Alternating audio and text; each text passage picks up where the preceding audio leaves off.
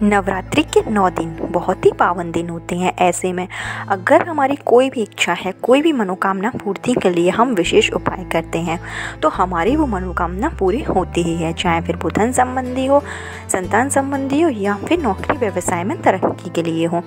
नवरात्रि के दिन हमें विशेष उपाय जरूर करना चाहिए।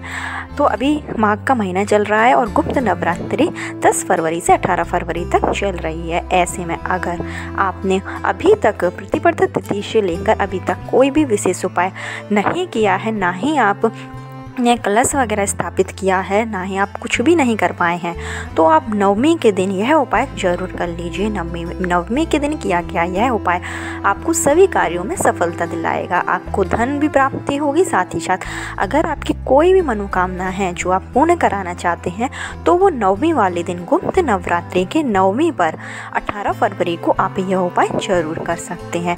उपाय की शुरुआत करते हैं, लेकिन उससे पहले अगर आपने मेरा चैनल अभी तक सब्सक्राइब नहीं किया है तो चैनल को सब्सक्राइब जरूर कर लीजिए। वीडियो पसंद आए तो उसको लाइक कीजिए।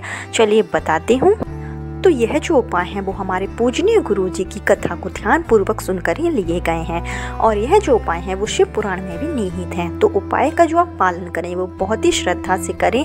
कहा जाता है कि जब हम श्रद्धा से कोई भी काम करते हैं तो उसमें सफलता जरूर मिलती है। चलिए सबसे पहला उपाय बताते हैं जिससे कि हमें धन लाभ भी होगा और अगर हमारे ऊपर कोई भी कर्जा है तो कर्जा से भी हमें छुटकारा मिल जाएगा। तो अगर आपने नवरात्रि के पहले दिन से अभी तक दीपक जलाया है या फिर आपने पहले भी कभी दीपक जलाया है और जो आपकी दीपक की जो बाती होगी अगर आप इधर उधर फेंक देते हैं, या बहुत से लोग दीपक की बाती को इकट्ठा करके नदियों में सिरा देते हैं, तो बहुत से लोग हैं अपना अलग अलग तरीका अपनाते हैं। तो अगर आप बाती को इधर उधर फेंक देते हैं तो ये गलती भूल कर भी ना कीजिए, क्योंकि यह जो दीपक की बची हुई बाती होती है उसका एक बहुत ही अच्छा उपाय है जो हमारे गुरुजी द्वारा बताया गया है। तो आपको जो सारी बातियां हैं उसको इकट्ठा कर लेना है।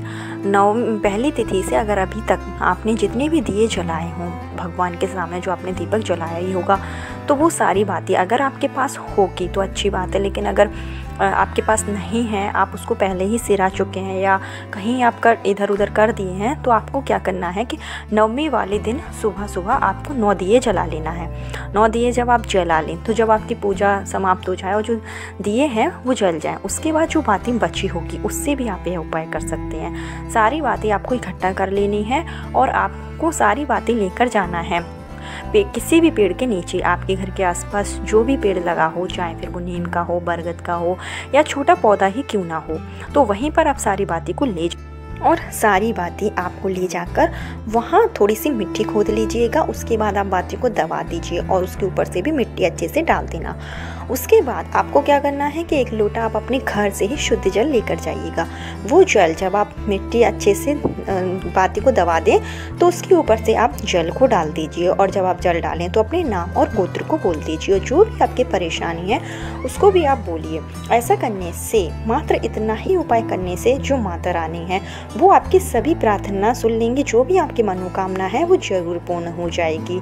तो आप प्रदोष काल में कर सकते हैं, जैसे कि अगर आपने सुबह दीपक जलाया है तो आप शाम को यह उपाय कर लीजिए, और अगर आपने शाम को जलाया है, आपकी बातें इकट्ठा हो गई हैं, तो आप सुबह के टाइम भी ये कर सकते हैं। किसी भी समय आप यह उपाय कर सकते हैं। हमारे पूजनीय गुरु जी का कहना है कि ऐसा उपाय करने से नवरात्रि वाले दिन, गुप्त नवरात्रि वाले दिन यह उपाय बहुत ही कारगर है और सभी प्रकार के सुखों की प्राप्ति होगी। आपके घर में सुख संपदा बनी रहेगी। माँ लक्ष्मी का आशीर्वाद आपके ऊपर हमेशा रहेगा। चलिए बात करते हैं दूसरा उपाय। दूसरे उपाय के लिए आपको क्या करना है, तो इसके लिए आपको ले लेना है एक पीपल का पत्ता। पीपल का पत्ता आप ले लीजिए और नवरात्रि के 9वें दिन सुबह सुबह आपने, जैसे पीपल का जो पत्ता है वो शनिवार को लेकर रख लीजिए। उसके बाद आप पीपल का जो पत्ता अच्छे से धो लीजिए और आपको इसके ऊपर लिख लेना है राम। आप राम नाम लिख लीजिए और इसी तरीके के आपको 11 पत्ते लेना है। तो 11 पत्ते लेकर आप उस पर राम नाम लिख लीजिए, और या तो आप चाहें तो जो 11 पत्ते हैं जिस पर आपने राम लिखा हुआ है उसकी आप माला बना लीजिए, या फिर आप ऐसे भी रख सकते हैं। उसके बाद आपको जाना है किसी भी हनुमान मंदिर में जाकर आपको यह जो आपने माला बनाई है या फिर आपके पास जो पत्ते हैं उसको आपको हनुमान जी को चढ़ा देना है। हनुमान जी को जब आप ये चढ़ाएंगे तो जो भी आपकी प्रार्थना है वो जरूर बोल दीजिए। साथ ही साथ आपको एक देसी घी का दीपक भी जलाना है। ऐसा करने से हनुमान जी जो हैं वो आपकी धन संपत्ति कोई भी परेशानी है वो दूर कर देंगे। अगर आपने नया बिजनेस शुरू किया, नहीं चल रहा है, आपके पास पैसा रुकता ही नहीं है, तो आपके जितने भी जो भी आपकी परेशानी है वो जरूर हल हो जाएगी। धन संपदा के लिए यह उपाय किया जाता है, तो आप इसको यह जो उपाय है वो आपको गुप्त नवरात्रि के 9वें दिन करना है। लेकिन किसी कारणवश अगर आप ये उपाय 9वें दिन नहीं कर पाए तो यह जो उपाय है वो गुप्त नवरात्रि के बाद जो भी पहला मंगलवार पड़े उसमें आप यह उपाय कर सकते हैं। इस उपाय को करने से आपकी जो भी परेशानी है वो हल हो जाएगी। चलिए बात करते हैं तीसरा उपाय की। तो जो तीसरा उपाय है वो हमें करना है विवाह संबंधी उपाय है कि अगर आपके विवाह में कोई अड़चन आ रही है, आप कई उपाय कर चुके हैं लेकिन अगर आपकी शादी नहीं हो पा रही है तो उसके लिए विवाह संबंधी जो भी अड़चन है उसको दूर करने के लिए आपको नवरात्रि के 9वें दिन यह उपाय करना है। उसके लिए आपको लेना है एक पान लेना है और उसमें आपको रखनी है 11 फूल वाली लौंग रख लीजिए और 11 बतासे, जो बताशे आते हैं जिसको हम प्रसाद चढ़ाते हैं वो वाले आपको बतासे रख लेना है। और साथ में आपको लेना है एक चुनरी, लाल कलर की चुनरी लेना है और यह लेकर आपको जाना है कोई ऐसे मंदिर में, अगर आपके घर के आसपास हो कोई प्राचीन दुर्गा माता का मंदिर। कोशिश यही करिएगा कि जो मंदिर है वो पुराने से पुराना हो, जहाँ मूर्ति काफ़ी लंबे टाइम से विराजमान हो। लेकिन अगर किसी कारणवश ऐसा मंदिर आपके आसपास नहीं है तो जो भी मंदिर है आप उसमें भी है जो आप सामान ले गए हैं उसको चढ़ा सकते हैं। सबसे पहले जाकर आपको एक दिया जलाना है जो कि आपको शुद्ध देशी गाय का जलाना है और लंबी बाती का जलाना है। उसके बाद आपको पान रख देना है, उसके ऊपर जो आप लौंग ले गए थे वो रख देना है और बतासा रख देना है और जो चुनरी है वो माता को चढ़ा देना है। ऐसा करते समय आपको शीघ्र विवाह की कामना करनी है। यह उपाय करने से गुप्त नवरात्रि के दिन किया गया यह उपाय बहुत ही सिद्ध होता है और इससे आपका जो विवाह है वो शीघ्र हो जाएगा, जो भी आपकी कामना है वो पूरी हो जाएगी। चलिए बात करते हैं संतान प्राप्ति के लिए हमें क्या उपाय करना है।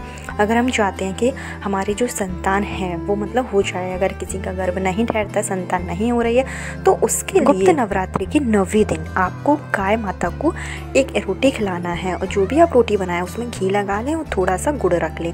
ऐसी रोटी आप गाय माता को खिलाएं और नवरात्रि के 9वें दिन से अगर आप शुरू कर रहे हैं तो 21 दिन तक ऐसा करें। ऐसा करने से शीघ्र संतान हो जाती है। शीघ्र संतान के जो भी आप यह कार्य कर रहे हैं उससे आपकी जो संतान होती है वो उत्तम भी होती है, दीर्घायु होती है, साथ ही साथ बुद्धिमान भी होती है। तो यह जो उपाय है वो हमारे गुरुजी द्वारा बताया गया, इसको आप लोग जरूर कर लीजिए। साथ ही साथ अगर आप चाहते हैं कि हर कार्य में सफल हो तो आपको नवरात्रि के 9वें दिन 9 कन्याओं को भोजन जरूर कराना है। भोजन के रूप में आप खीर खिला सकते हैं या पूरा खाना खिला सकते हैं। याद रहे जो कन्याएं हैं वो 9 वर्ष से या 10 वर्ष से कम आयु की हों।